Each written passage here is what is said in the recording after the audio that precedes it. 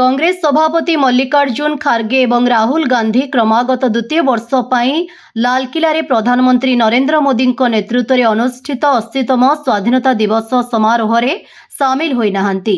2024 मसीह स्वाधीनता दिवस समारोह समय एक विवाद सृष्टि होइथिला, जेतेबेले लोकसभार विरोधी दल नेता तथा कैबिनेट मंत्री मान्यता प्राप्त गांधी को लाल किलार कार्यक्रम पर परंपरा एवं प्रोटोकॉल को हटी पछरु द्वितीय धाड़ी रे बसा जाइथिला।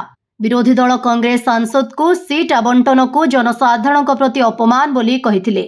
जदियो एही कार्यक्रम आयोजन करिथिबा प्रतिरक्षा मंत्रणालय जुक्ति दर्शाइथिला जे परिसर रे ओलंपियन माननकु स्थानित करिबा पई व्यवस्था रे सामान्य परिवर्तन करा जाइथिला। प्रोटोकॉल अनुसार आनुष्ठानिक कार्यक्रम समय विरोधी दल नेता प्रथम धाड़ी रे बसी थांती। गुरुवार शेष होइथिबा संसदर मौसुमी अधिवेशन समय शासक दल एवं विरोधी मध्य संपर्क आहुरी खराब होइथिला। कार्यदक्षता दृष्टि एही अधिवेशन रे अनेक निम्न स्तर देखिबाकू मिलिथिला, जेउथिरे अधिवेशन प्रथम दिन जुलाई 20 रे छात्र माने संसद अभिमुखे मार्च करबा सह आरंभ होइथिबा अधिवेशन कम कार्यदक्षता पई उभय विरोधी एवं शासक दल परस्पर को दायी करिथिले।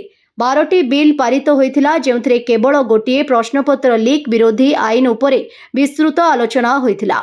गृह अनिर्दिष्ट काल पई मुलतवी हेबा परे बाचस्पति ओम बिर्लाଙ୍କ द्वारा आयोजित पारंपरिक चाहा पार्टी को तृणमूल कांग्रेस और समाजवादी पार्टी सहित कांग्रेस वर्जन करिथिला। ब्यूरो रिपोर्ट विकल्प समाचार। आम चैनल को लाइक, शेयर एवं सब्सक्राइब करंतु।